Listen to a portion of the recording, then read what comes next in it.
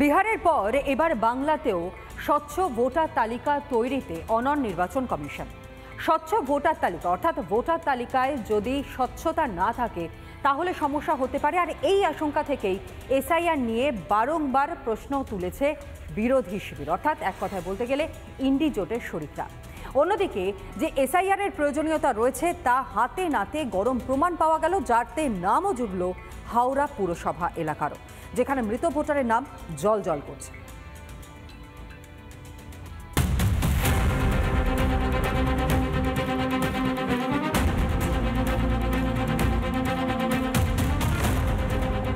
রাজ্যের ভোটার তালিকায় ভূতের ভিড়, মৃতদের নাম ভোটার তালিকায় উজ্জ্বল। এবার ভুয়ো ভোটারে হদিশ হাওড়ার উত্তর বিধানসভা কেন্দ্রে। হাওড়া বিধানসভা কেন্দ্রে 218 নম্বর বুথেতে প্রায় 45টি মৃত ভোটারের সন্ধান পাওয়া গেল। এই মৃত ভোটার যারা নাকি এইখানেই বসবাস করে,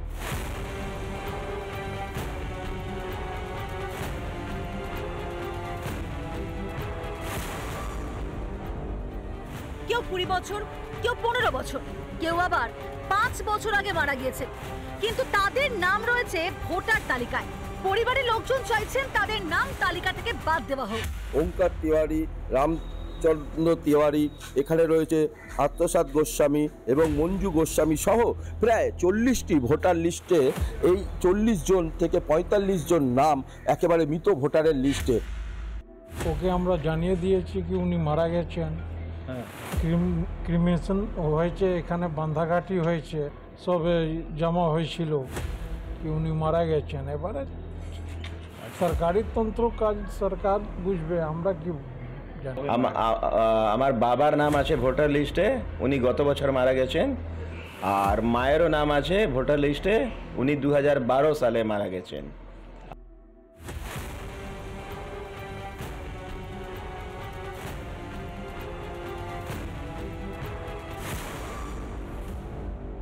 রোহিঙ্গা বাংলাদেশি ছেড়ে দিন, এটা জেনুইন ইস্যু। এরকম যদি 75টা করে নাম একটা বুথ থেকে যায় তাহলে পশ্চিম বাংলায় 84,000 বুথ। আপনি কল্পনা করে নিন পশ্চিম বাংলার ভোটার লিস্টের অবস্থা কি আছে।